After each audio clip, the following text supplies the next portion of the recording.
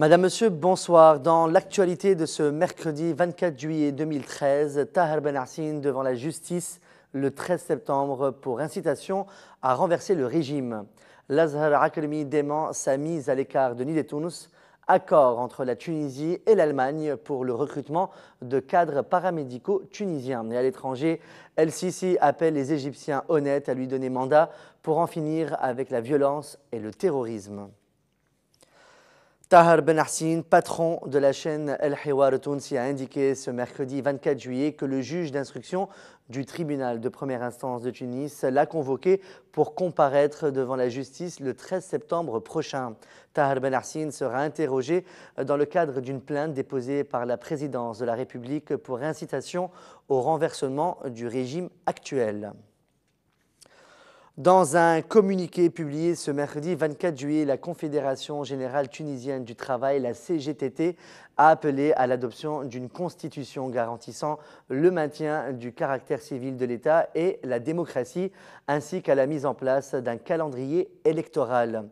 La CGTT insiste à l'occasion de la célébration du 56e anniversaire de l'instauration de la République le 25 juillet 1957 sur l'impératif de respecter les valeurs d'égalité, de solidarité et de consolidation des libertés, ainsi que les libertés universelles qui représentent le socle de la République. L'organisation syndicale réitère en outre sa position sur la nécessité de respecter le droit syndical et de garantir le droit de grève sans restriction. La CGTT, qui tient à ce que le droit syndical et le droit de grève soient constitutionnalisés, appelle à dialoguer avec l'ensemble des organisations syndicales pour tout ce qui touche aux droits économiques et sociaux et aux législations sociales. Le député Cédric Chourou du bloc du mouvement Nahda estime qu'il n'est pas nécessaire d'accrocher les drapeaux tunisiens au-dessus des maisons pour célébrer la fête de la République, selon un article paru ce mercredi 24 juillet dans le journal As-Sarih. Pour Cédric Chourou, la célébration de la fête de la République se fait dans les places publiques et dans le cadre des institutions légitimes élues. La coordination de défense des valeurs de la République a appelé les Tunisiens à accrocher leur drapeau au-dessus de leur maison le 25 juillet.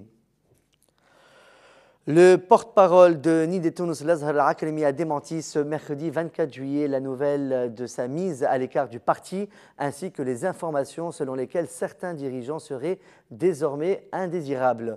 Selon une interview publiée ce mercredi par le site Sabah News, l'Azhar Academy qualifie ces supposées informations de mensonges et de machinations méprisables orchestrées par des forces politiques défaites qui ne peuvent rien faire sauf lutter contre leur propre déchéance en usant de la calomnie. Le porte-parole de Nid Tounes estime que si cette bassesse cesse, les membres de Nid Tounes pourront en conclure qu'ils commencent à commettre des erreurs. Tant que ces rumeurs et mensonges sortent de manière périodique, Nid Tounes est sur la bonne voie d'après l'Azhar Academy.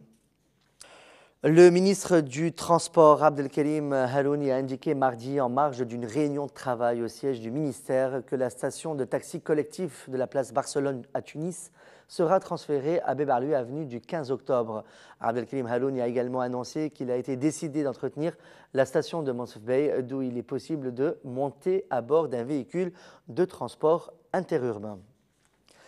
Le ministère public au tribunal de première instance de Tunis a décidé lundi de transférer au pôle judiciaire le dossier de l'affaire des bons d'essence dans laquelle sont impliqués Sihem Badi, son chauffeur et le directeur des affaires financières.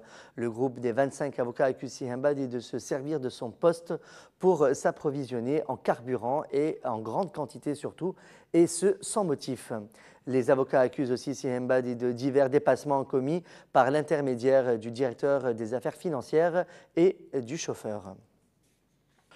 Un accord de coopération a été signé hier, mardi 23 juillet, entre la Tunisie et l'Allemagne pour le recrutement de cadres paramédicaux tunisiens pour satisfaire la demande sur le marché allemand.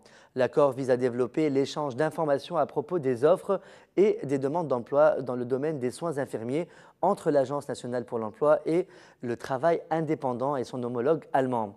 La directrice de l'Agence fédérale allemande pour l'emploi, Monika Warenhagen, a indiqué au cours de la cérémonie de signature que les cadres tunisiens auront droit à un apprentissage de la langue allemande à même de faciliter leur intégration au travail. Dans l'actualité internationale, le chef de l'armée égyptienne, le général Abdel Fattah al-Sisi, a appelé mercredi la population à manifester pour légitimer une intervention contre la violence et le terrorisme. Et je cite, « J'appelle tous les Égyptiens honnêtes à descendre dans la rue vendredi pour me donner mandat pour en finir avec la violence et le terrorisme », a déclaré le général Sisi lors d'une cérémonie militaire. Le général Abdel Fattah al-Sisi a aussi répété à plusieurs reprises qu'il n'avait pas trompé le président déchu Mohamed Morsi, indiquant avoir travaillé de concert avec lui. Abdel Fattah al-Sisi, également ministre de la Défense et vice-premier ministre dans le nouveau gouvernement, s'est engagé à respecter le processus de transition politique annoncé à la suite de la destitution du président islamiste Mohamed Morsi. C'est la fin de ce flash de l'actualité sur Toniosnet TV. Merci de votre fidélité. On se retrouve demain soir pour un nouveau flash.